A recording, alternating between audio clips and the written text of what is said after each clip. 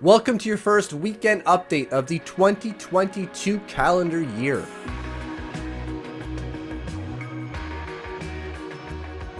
Now I know I usually do these on Monday and it is Tuesday today, but I was not well yesterday. It's not, you can already see it by, I've not shaved, I don't probably look fantastic, and my voice doesn't sound great.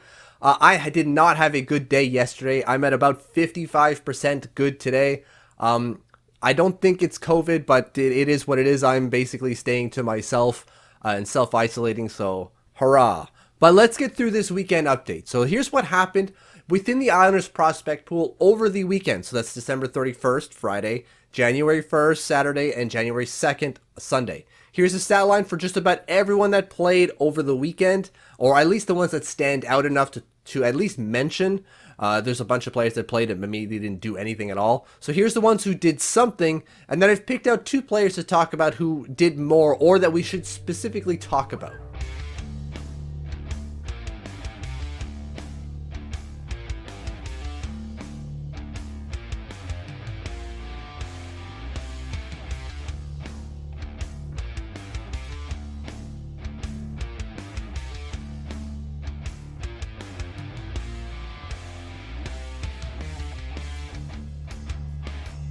So the two players that I picked out to talk about at the end of this weekend update are Berg for Omaha, Nebraska, and Bolduc for the Bridgeport Islanders. I want to say Sound Tigers, but I know it's not. Anyways, first off, Berg played 2 games this weekend. 1 goal, 1 assist, 3 shots on goal. That one helper was on the power play, by the way, and an 85% face-off win percentage.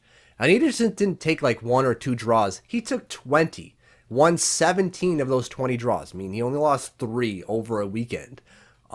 Fantastic stuff. That's usually where he's trending when it comes to the face-off win percentage, above 50%, which is fantastic to see. But it's the production that's really getting there for him as well. He now has 13 points over 19 games for Omaha, Nebraska. When it comes to the production over the weekend, we saw a goal and an assist. The goal, he's driving towards the middle, sees his traffic in front of the net. He's got an open look in the slot. You've got to take that, and he does. It's nothing fantastic, but it's a guy who typically produces from the outside, producing from the inside, right? He's not cutting towards the middle. Towards the side or towards the outside. He's cutting towards the middle, towards a soft area. And that's fantastic. You want to see that from a center drive the middle lane. He's doing that more frequently now, and it's resulting in a lot of points.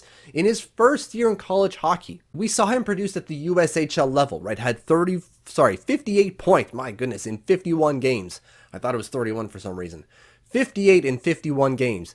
Absolutely fantastic levels of production last year at the USHL level. But could he produce this year? Specifically when it comes to first year college hockey, right? Remember, when it comes to the first year at college or in college, players aren't typically cast in a top 6 or even middle 6 role. They're at a bottom line role, and then they've got to work their way up as they work their way through their college career. Berg, is all over the place. First line, second line, third line, even fourth line sometimes. He's all over the place, but he's producing. Again, 13 points in 19 games. It's not point per game level, but it's good stuff from a 4th round pick. The second player I want to talk about I mentioned was Bolduc. And you're going to say, oh, word, did he put up a lot of points? And no, word, he didn't. He has 3 shots on goal in 2 games played this weekend. So you're going to go, all right, so why are we talking about this guy? Michael Dalcol had a goal and assist and 2 shots on goal.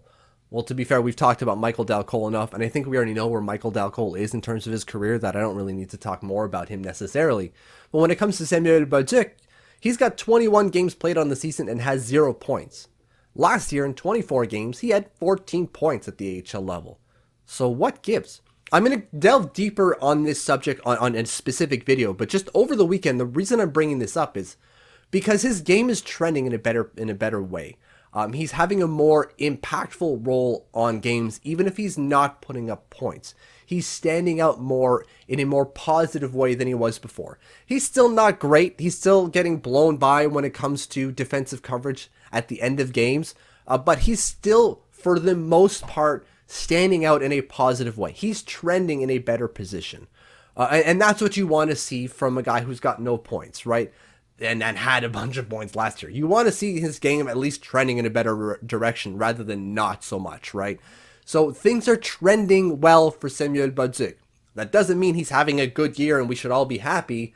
It's not good so far, and it's maybe a little bit concerning. But again, I'll get to that in a later video. I think the very next one after this. So that's your weekend update for December 31st, January 1st, and January 2nd. Not a whole lot going on. European leagues were off for a while. They should start back up tomorrow. That is Wednesday, January 5th. So thank you for following. Thank you for watching. If you have not subscribed yet, hit the button. We're trying to get to 600.